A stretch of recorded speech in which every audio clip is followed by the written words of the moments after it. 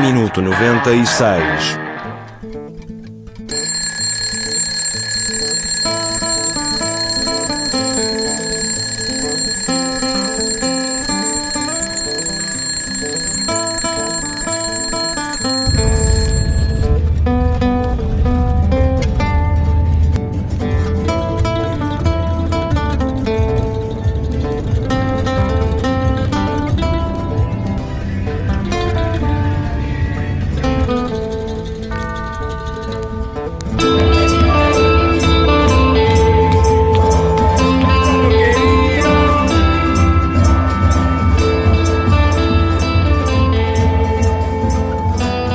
Así, con este intro homenaje al western, empezamos la era de Gustavo Lema en Pumas un 14 de enero de 2024 ante Bravos de Juárez.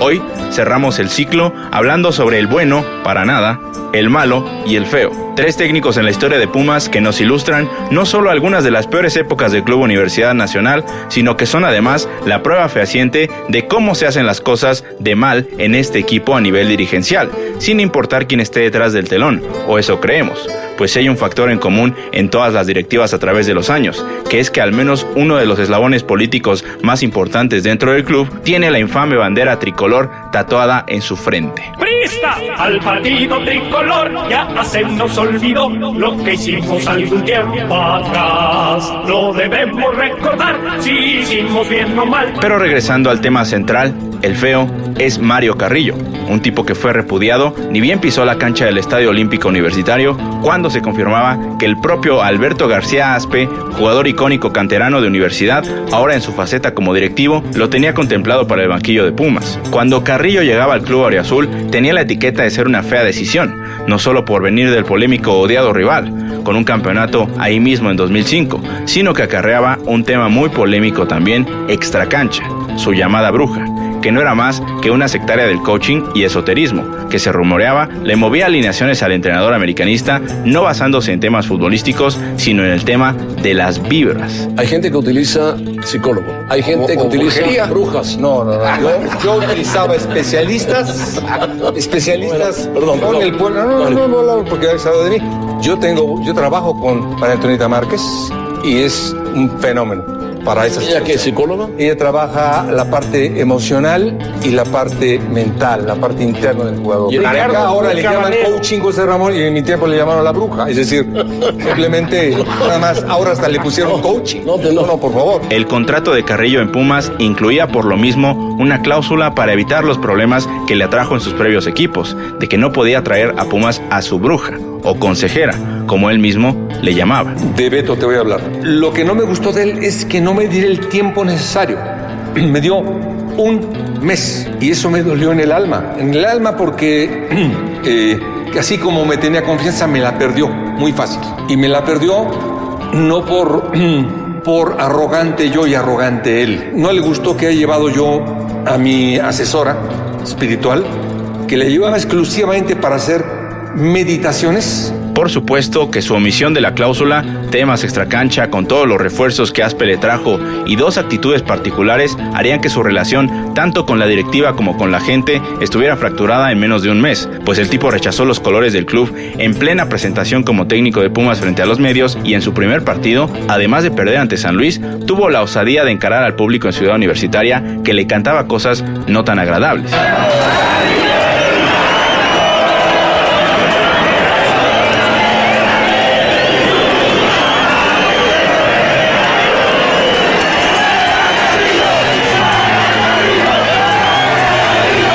Esto desembocó en su destitución prematura del equipo, incumpliendo la cláusula de mínimo 10 partidos que Pumas había supuestamente establecido. Pero yo tenía contrato vigente por esta temporada y por la siguiente, y la directiva me iba a pagar un mes. Primero vamos a aclarar que yo tengo un contrato. ¿Sí? Ahora, entonces yo tuve que llegar a otras instancias. Correcto. Esto es algo hablado. Es que al decidir demandar, ¿calculaste los peligros de demandar para efectos de tu futuro como técnico?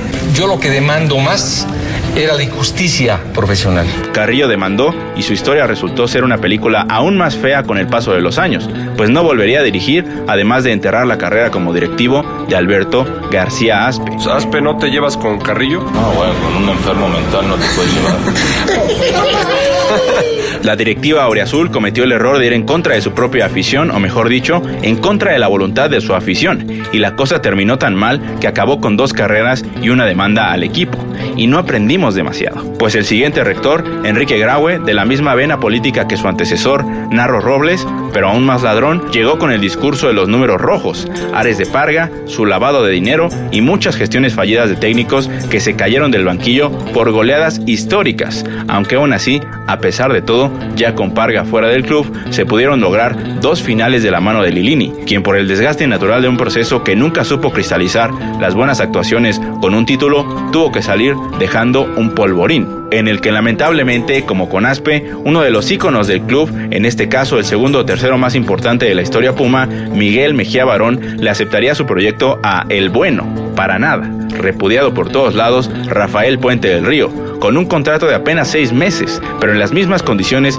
que el fichaje de Mario Carrillo, pues iba completamente en contra de toda la opinión popular del aficionado auriazul. Rafa Puente Jr. será presentado hoy como el nuevo director técnico de los Pumas, que se están quejando en redes sociales y lo tengo datificado por su llegada. No entiendo, sin embargo, por qué tanto odio genera en redes sociales Rafael Puente. Rafa Puente Jr. en la Liga BBVA MX, 65 partidos dirigidos, de los cuales solo ha ganado 17, 12 empatados y 36 derrotas. Es lo que los Pumas necesitaban. De esa pésima gestión poco se va a poder decir, pues los números hablan solitos. 3 victorias, 2 empates y 7 derrotas. El equipo universitario, lo hemos dicho aquí 1000 veces, tiene muchas aristas, no solo deportivas, tiene aristas sociales, tiene aristas políticas, tiene que ver con rectorías. Hay muchas cuestiones que no solo es dirigir a un equipo de fútbol. Presentó un proyecto que convenció puntualmente a Miguel Mejía Barón, que uno entiende que ese es el que toma, digamos, la decisión final. Sí, ni más ni menos, dice el árbitro Víctor Alfonso Cáceres, que nos vamos, termina el partido. Arrojan cosas, esto que tampoco es agradable que mencionabas, pues todas funcionaran, ¿no? Pero hay veces que no se da, que no, a lo mejor no es tu lugar, no es tu momento. Papá Puente e ESPN defendieron hasta el cansancio al Junior, que al menos tuvo más sensatez al aceptar su destino como un fracaso anunciado en el banquillo de Pumas, pues todos recordamos esa imagen con la cabeza agachada saliendo del campo de CU, mientras el estadio lo bañó al estilo Ricky Martin, pero en contra de su voluntad, con líquido amarillo, en una lluvia dorada de cerveza renal, que desquitó la frustración de una afición que otra vez fue traicionada por sus directivos, además de llevarse una desilusión por parte de Mejía Barón, que erró en su decisión para designar a un técnico e incluso presentó su renuncia con toda la vergüenza deportiva del mundo, aunque finalmente no fue aceptada por un corrupto, opulente y genocida del aire rector. Bueno, en las últimas horas ha transcurrido bastante información alrededor del equipo de los Pumas de la UNAM. Comentarte que también este domingo hubo un acercamiento de Leopoldo Silva, el presidente del club, y Miguel Mejía Barón, vicepresidente deportivo, con el rector de la UNAM, Enrique Graue. Presentaron su renuncia estos miembros de la directiva universitaria, renuncia que en primera instancia fue rechazada por el rector de la UNAM. Así, la rectoría dejaría atrás una pésima decisión que por orgullo deportivo o negocios chuecos quiso resolver entregándole las llaves de Pumas al turco Mohamed y a su red de promotores, para que hicieran y deshicieran en este equipo con tal de que entregaran al menos un título antes de que Graue dejara su cargo. Recordar que el rector anterior llegó en 2015 cuando Pumas tenía apenas 4 años sin título y se fue después de 8 años, habiendo extendido a 12 el número de la sequía para 2023, año donde también llegaría para cerrar con broche de oro diciembre el malo, Gustavo Lema, después de que Mohamed se fuera a la Argentina para aparearse con su amante, dejando tirado el changarro. El turco estaba pasando una situación personal, sentimental, él estaba conociendo una nueva pareja, quería estar en Argentina y realmente estaba cansado y no tenía ganas más de tener un noviazgo a distancia, ¿viste? Y la verdad, en el fondo son seres humanos. La decisión de dejar a Gustavo Lema después de la polémica con el turco lo convertía en un villano automáticamente, en el malo, pues en esta liga existe un largo historial de técnicos argentinos que dejan tirados a los equipos a la primera, lo que contribuyó a que las dudas sobre el proyecto, como con los otros 2 técnicos, nacieran desde antes de pisar la cancha dentro de la misma afición, no así en la directiva, que poco le importó y tomó una mala decisión. Lema, por su parte, sí tuvo a favor a los promotores detrás, que ya le habían traído algunos refuerzos, junto con algo más de respaldo económico de esta directiva. Y tampoco les voy a mentir diciendo que se trajo solo cascajo.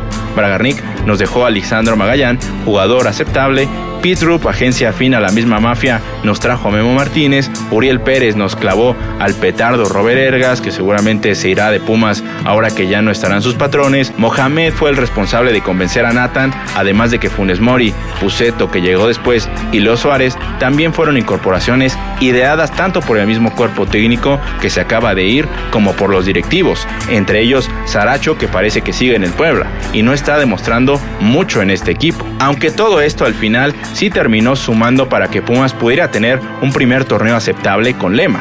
Aceptable, pues logró conseguir 7 victorias: Pachuca, Juárez, Santos, Puebla, León, Mazatlán y América.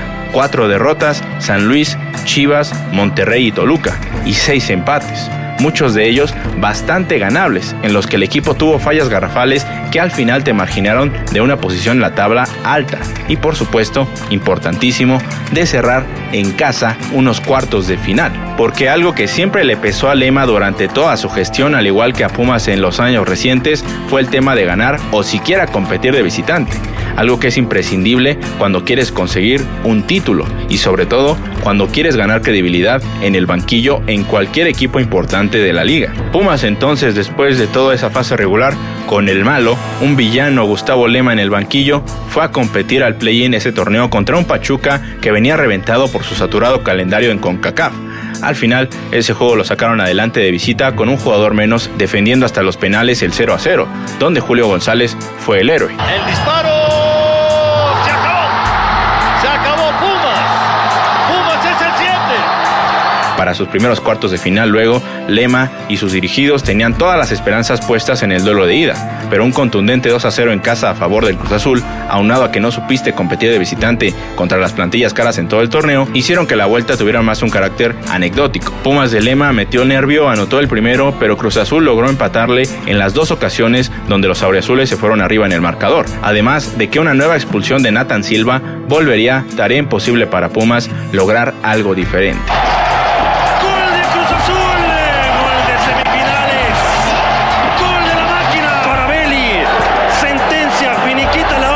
El club regresaría en julio de 2024 para disputar 2 competiciones, y para mí ahí empezaría la debacle, pues a pesar de que se ganaron 3 de 4 partidos de Liga MX previo a Leagues Cup, incluida una visita de Bravos de Juárez con la cantera como estandarte, para el debut de la competición internacional empezaban los problemas, pues Austin FC expuso todas las dudas que Pumas dejaba pese al buen paso en la Liga MX, sacando de quicio a sus jugadores llamados a ser referentes, en especial a Memo Martínez, que falló un penal ridículo. El Memute está loco, se acabó.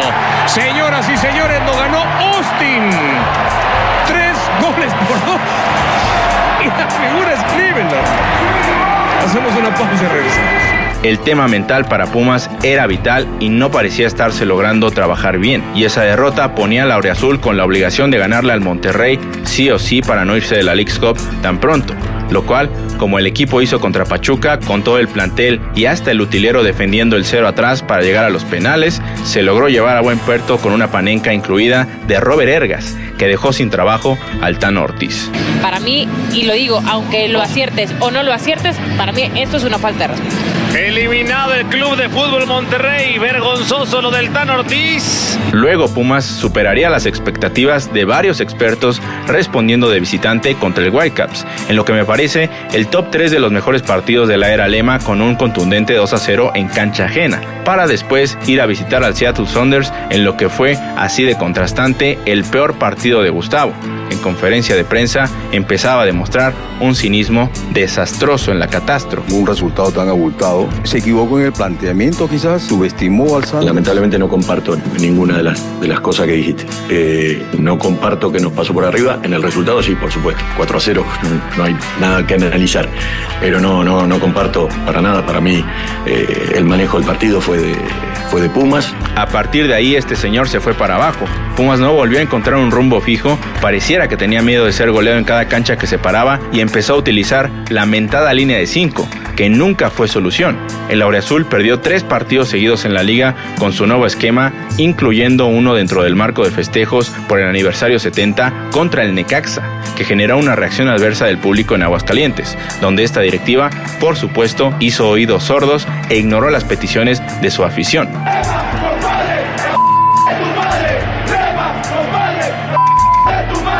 Rectificaron entonces a Lema, que respondió en números y solo volvió a perder un partido más de fase regular ante Cruz Azul, otra vez en casa y sin meter las manos, pero que al final esto sí le alcanzó para cerrar de local contra Monterrey, equipo contra el que logró hacer la hazaña de empatar a 0 en fase regular. Y entonces, para la liguilla contra los regios, era todo o nada para Lema, o esa era la sensación que nos quedaba a muchos por la humillación de Seattle y la todavía nula competencia de este club como visitante, por recordar que solo le habían ganado a América y a Mazatlán fuera de casa en ese cierre del torneo. Para la ida de esos segundos cuartos de final de Lema, Pumas llegó a buscar el 0 contra un Monterrey que era pura individualidad, y aunque logró salir vivo de la hielera de acero perdiendo apenas por un gol, para la vuelta se comió 5 en casa, dejando un marcador vergonzoso de 6-3 en el global. Gustavo Lema ya había demostrado que para la hora de la verdad su equipo se devoraba goleadas históricas y era cuestión de tiempo para que alguna mala racha como la que se dio posterior al partido de Seattle se repitiera en 2025 si no se reforzaba mejor al club. Pero entonces se fue Huerta, que era el que maquillaba tus carencias ofensivas, no trajiste reemplazo, los refuerzos de semestres pasados no terminaron de dar el ancho, empezaste con problemas de lesiones a poco tiempo de iniciar a competir y de los 11 partidos disputados en este inicio de año ganaste apenas 4 con 12 empates y 5 derrotas, incluida la visita en Canadá que te puso a temblar en CONCACAF. Además, renovaste seguramente por presión de su representante a tu técnico Lema cuando su proyecto se tambaleaba siempre que había presión. No me imagino ahora la cláusula que tendrá que pagar Pumas por rescindir ese contrato de Lema, que pudo ahorrarse seguramente, además de que la forma de terminar fue patética. Gustavo se siguió descomponiendo con el pasar de las fechas y aunque todos los medios lo defendían, el sol no se podía tapar con un dedo y lo que todos temíamos, una racha de derrotas, volvió a surgir. Y escuchen ustedes a la afición de Pumas que abuchea por completo a su equipo. El América ha ganado de visita 2-0. 2-1 donde la afición se voltó en Pachuca contra el club, 2-0 en casa contra el América donde tu técnico cobardemente se hizo expulsar para evitar el bochorno de enfrentarse a la tribuna, y un reciente 4-1 contra Xolos que ya fue una tristeza total que todos quisiéramos olvidar. El malo se larga, el fin de una era que nació de otro técnico abandonando su puesto por temas personales. Pero, ¿y la directiva para cuándo cambia su ineptitud? Porque pese a que han sido actores más o menos diferentes en este recuento histórico que abarca tantos años, los de pantalón largo siguen traicionando a su afición. Ellos, ligados al PRI, directa o indirectamente, son los verdaderos culpables y están obligados a no volver a entregar proyectos tan pobres al aficionado, a querer engañar. Estamos cansados de que se quiera tapar el sol con un dedo, porque ni con un aparato mediático como ESPN a su favor, igual que Puente, los títulos que respaldaron a Carrillo en su momento, o un Gustavo Lema que nunca ganó nada, pero le aplaudían sus números, la realidad es que si la afición de Pumas tiene una corazonada negativa sobre quién llega a dirigir y aún así los directivos se aferran a contratar a esos técnicos, hay que tener por seguro que algo va a seguir saliendo mal. Adiós Gustavo Lemamadas, adiós Rafa Puente que toma mate, villano, genio de los números estériles que no sirven para nada, que te vaya bien. Adiós, que te vaya bien, que te mueva un perro, que te lleve el diablo y Márquez Calavera. Muchas gracias por escuchar o ver el capítulo 182 de Minuto 96, la despedida de un genio, ¿no?